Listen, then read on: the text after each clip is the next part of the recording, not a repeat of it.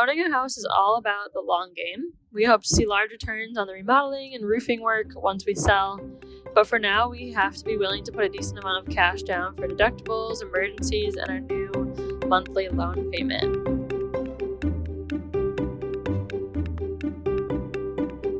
Welcome to the Personal Finance for PhDs podcast, a higher education in personal finance. I'm your host, Dr. Emily Roberts, a financial educator specializing in early career PhDs and founder of Personal Finance for PhDs. This podcast is for PhDs and PhDs-to-be who want to explore the hidden curriculum of finances to learn the best practices for money management, career advancement, and advocacy for yourself and others. This is Season 15, Episode 2, and today we're featuring first-person stories from graduate students who bought homes during grad school.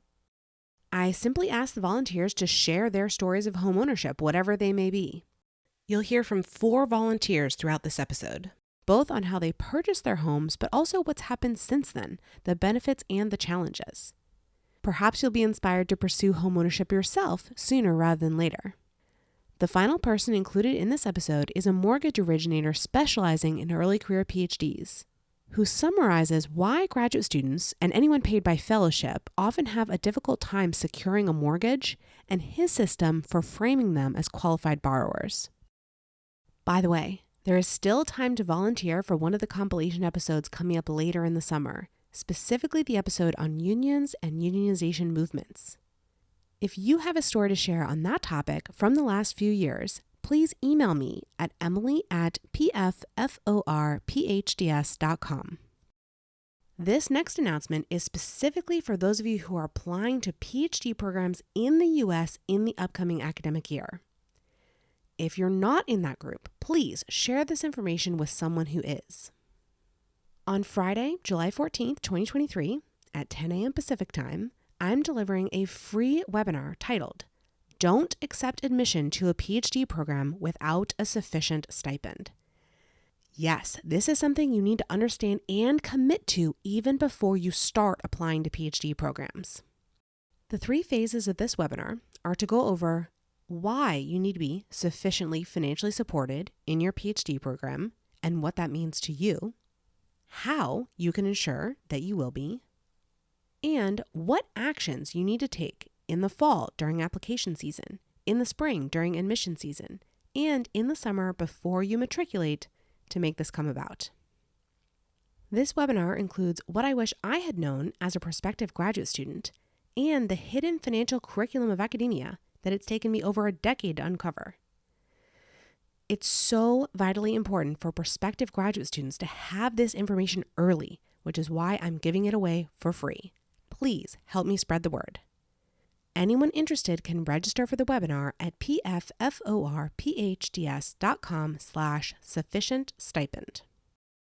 You can find the show notes for this episode at pfforphds.com/S15E2. Without further ado, here's our compilation episode on home ownership.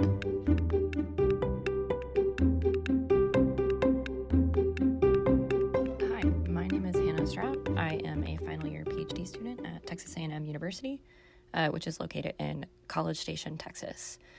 College Station, Texas is a city with an extremely low cost of living compared to other areas of this country, which is pretty much the only reason that I am here sharing my home ownership story with you today. I guess I started my PhD in 2020 and purchased my house in March of 2021. And I had been a grad student before that and had been living in College Station since 2014. So I've been here a while. And the low cost of living in this area in general allowed me to save a pretty substantial amount of my stipend just comparatively. So in my master's, I think I was paying like $650 in rent per month, which meant that a decent portion of my stipend could go to fun activities or savings in general. How I grew my savings was through a robo-advisor managed money market account and also ETF investments.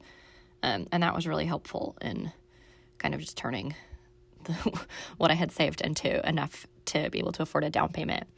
And so when I started the kind of mortgage lending process in the first month of my PhD. So I am a fellowship student, which means my income is not W-2, and I am an NSF GRFP fellow, which means that my income is guaranteed for 3 years.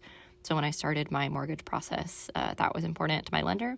What I didn't realize is that when my mortgage rates were locked in, they wanted my 3 years of employment to be verified from the time of closing. So when I closed 6 months later, I actually ran into some issues where my lender wanted some way to guarantee that I would be employed at the same salary that I'm currently making for 3 full years, not the 2.5 that I could promise based on the time that had elapsed. So I ended up needing to increase my down payment to the full 20% so that I didn't have to qualify for private mortgage insurance anymore. But ultimately, the main aspect of my homeownership story is truly luck. I'm very fortunate to live in a very low cost of living city, and the timing of the pandemic honestly played a lot into the house prices being very low and mortgage rates being what they were. So given the current environment, I don't know that a lot of this advice is incredibly applicable, but advice that does stay the same is if you have non-W-2 income, it is important to learn from your desired lender what aspects of your income are important to them, and if 3 years of proof of income will be required from the time of closing. It's been a fun experience overall. Ultimately, owning is significantly more expensive than renting because when things break, I am my own landlord and I get to fix them. And sometimes those expenses are more significant than I would like them to be. Within the first kind of few months of owning my home, both the washer and dryer that came with the house broke, and so I needed to replace those. And I found out that my non-mobile house had a mobile home shower installed in it, and all the plastic parts were degrading, so I needed to replace all that with copper piping, and plumbers are expensive. And then any electrical issues become your problem, AC issues become your problem, so definitely get the home warranty. If you can include that in the conditions of closing and have it be something that the seller pays for, I would recommend that highly. And then I renewed it for a second year as well because my air conditioning unit was pretty old. And that ended up being the right choice for me just because the amount of maintenance required on that particular utility was significant in the second year as well. So yeah, hopefully you have as good of luck on your journey as I've had on mine. And yeah, good luck going forward.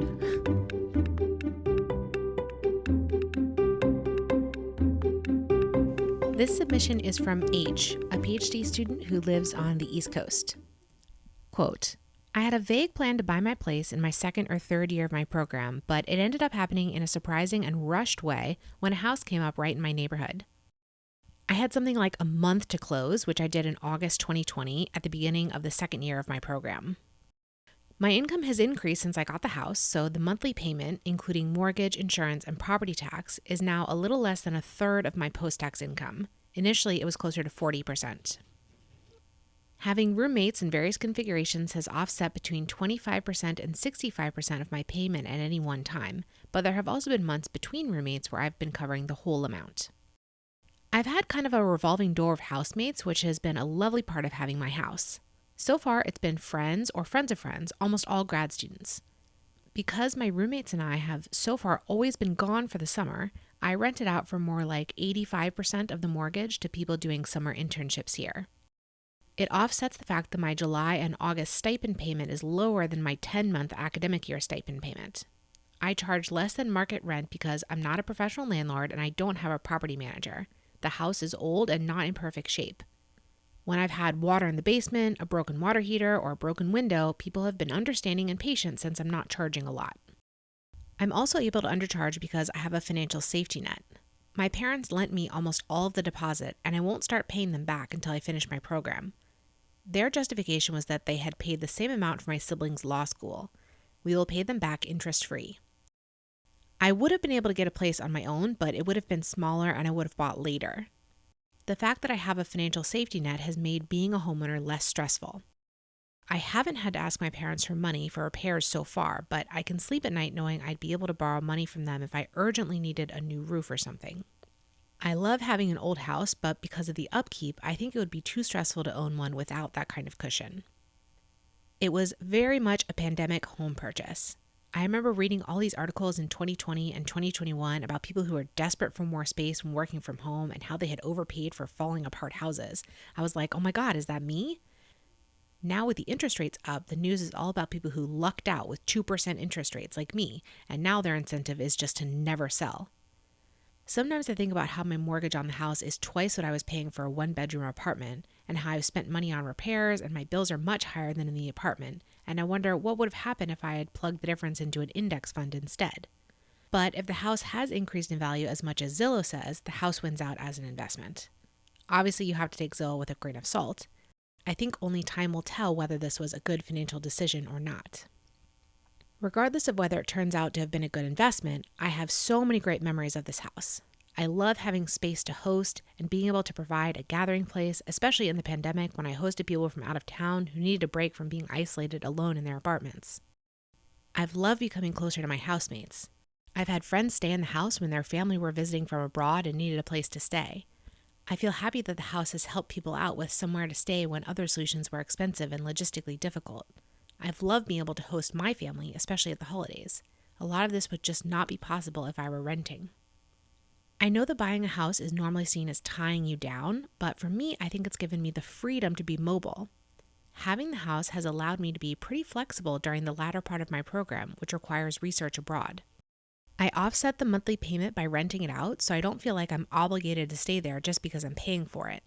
When I've worked abroad on a job that included housing or got grants that covered my housing while researching, I've been able to save a good amount of money by reducing my housing expenses. But I also didn't need to formally move out, and I know I can come back whenever because there's still a spare room. Compared to having to deal with paying for storage and finding a place during awkward lease gaps, I'm able to be much more of a free agent than other people I know doing dissertation research abroad. It's just one of the many ways that being financially secure makes the experience of being a grad student dramatically less stressful. I think it's important to recognize that my financial privilege and homeownership, along with my citizenship, have given me greater research capacities. I'm not sure what I will end up doing with the house after I leave the program. I might rent it out on a more formal basis, or if I decide to buy elsewhere, I might sell. End quote.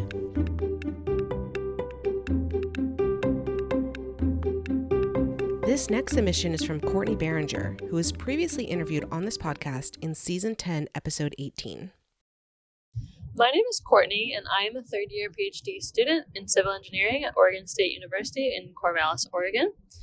I recorded a podcast with Emily shortly after I bought a house in 2021, so I'll briefly talk about that and dive into what has happened since then.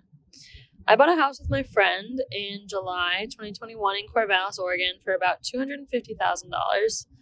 It's a 3-bedroom, 2-bath with an additional room that we converted into a bedroom.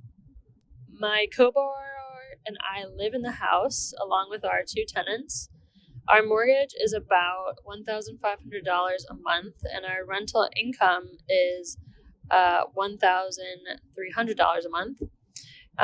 We were patient and took months to find a house that met our needs of being within about 5 miles of campus, had rooms we could rent out, and was under our budget of about $320,000.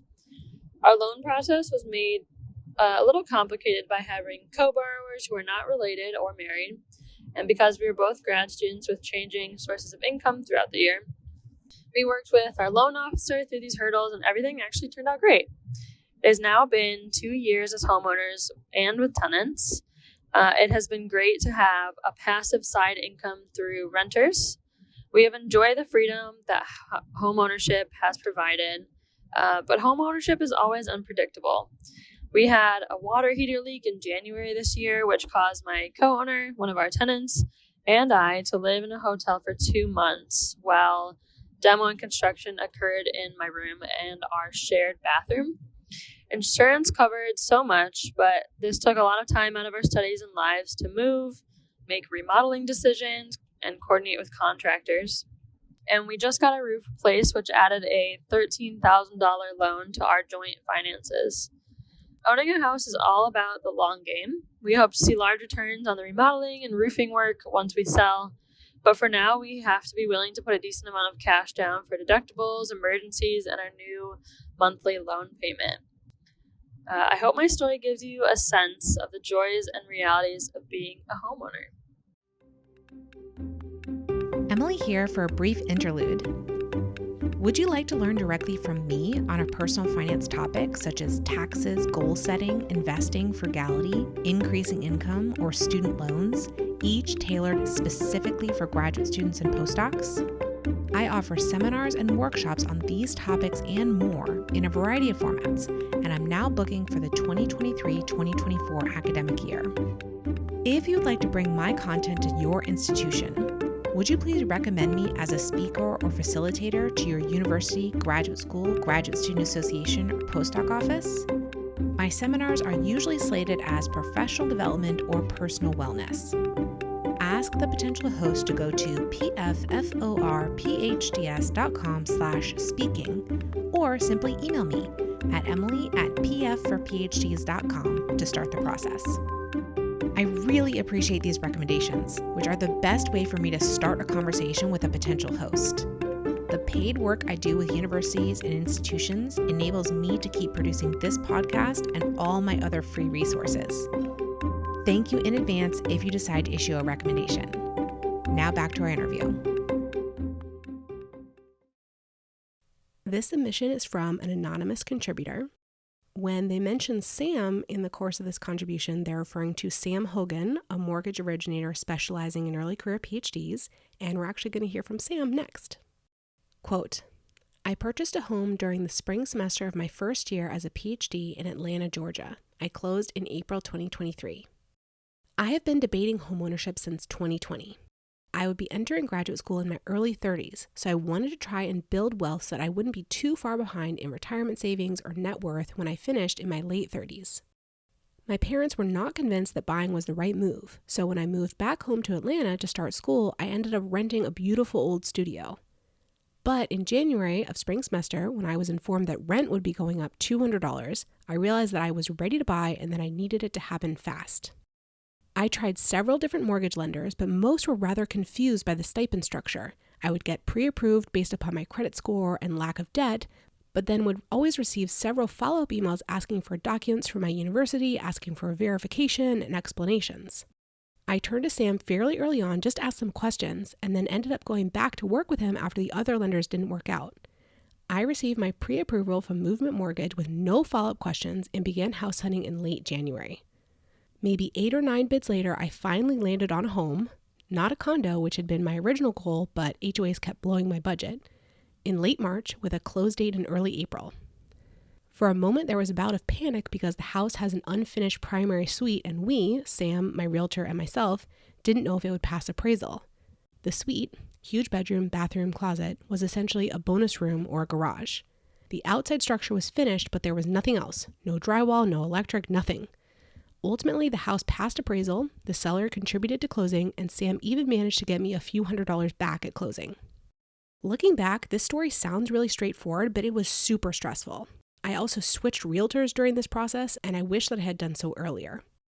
I was also saving between $800 and $1,000 a month between January and April to make the down payment, and also ended up basically emptying my investment account and my Roth IRA, both of which had less than $2,000 in them.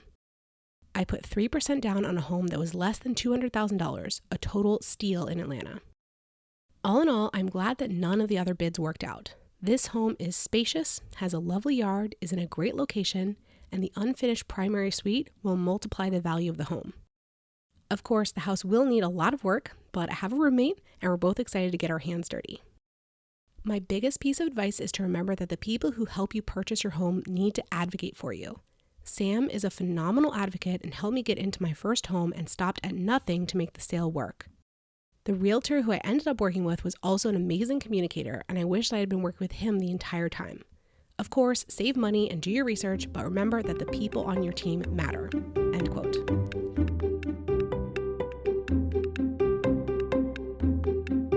Greetings, this is Sam Hogan. I help graduate students, postdocs, and PhDs achieve home ownership in all 50 states.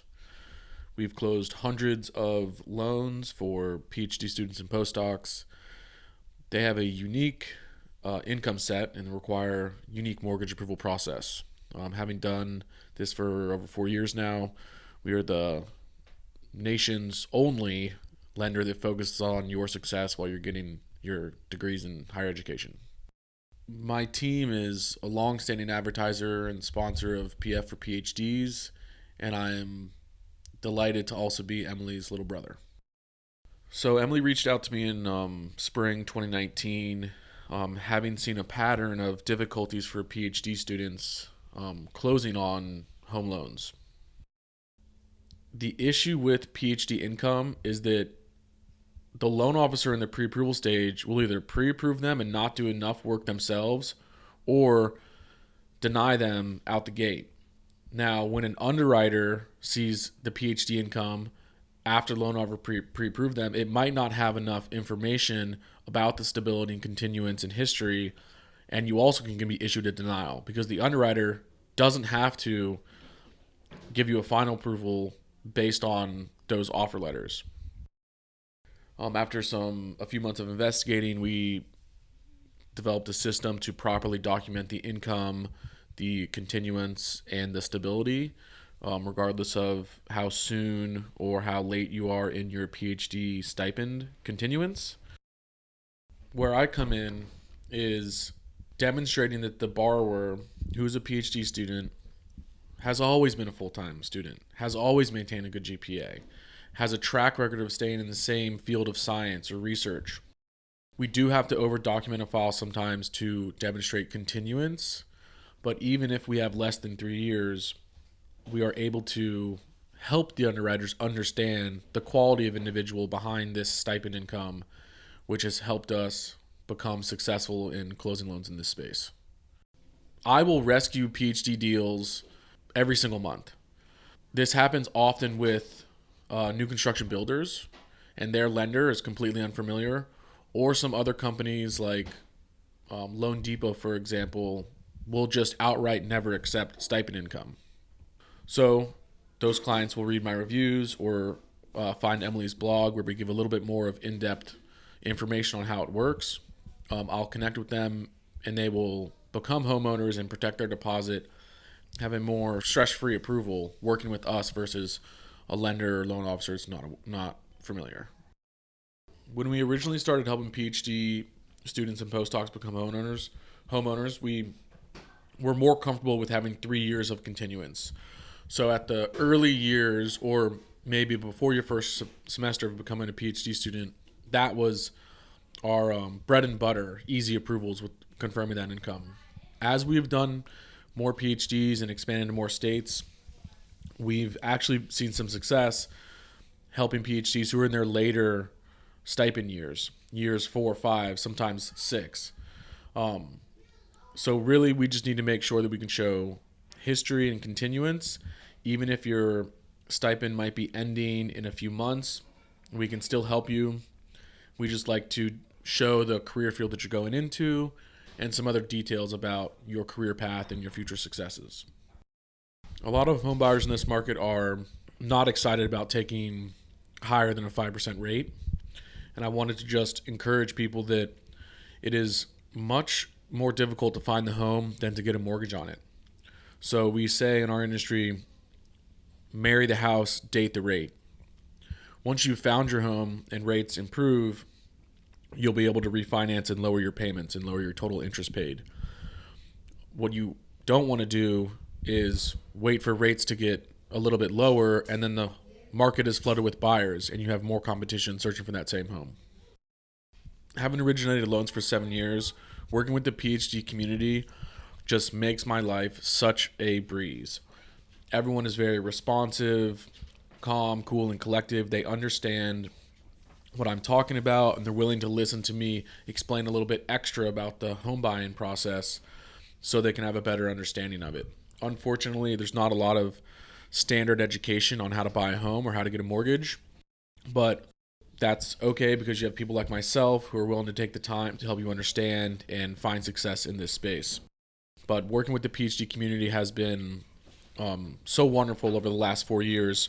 I wouldn't trade it for anything. Having clients who are attentive to your requests, I will say well qualified, a good credit scores and goal oriented. If you're committing 5 or 6 years to a new area and you don't want to waste 5 or 6 years worth of rent, please reach out to myself. The best number to reach me is 540-478-5803. And I'm looking forward to hearing from you. Happy hunting. I host monthly Ask Me Anythings with Sam. So if you'd like to meet him and ask a question about mortgages or the home buying process, please register for our next one at pfforphds.com/mortgage.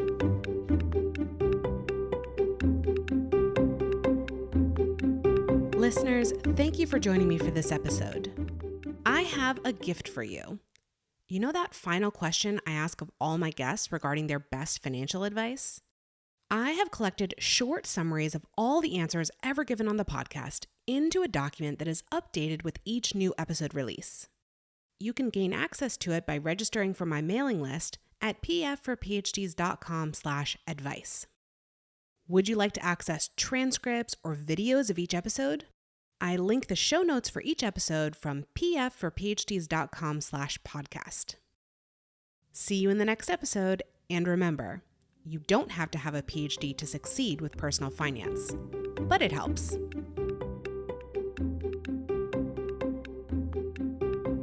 The music is Stages of Awakening by Poddington Bear from the Free Music Archive and is shared under CC by NC.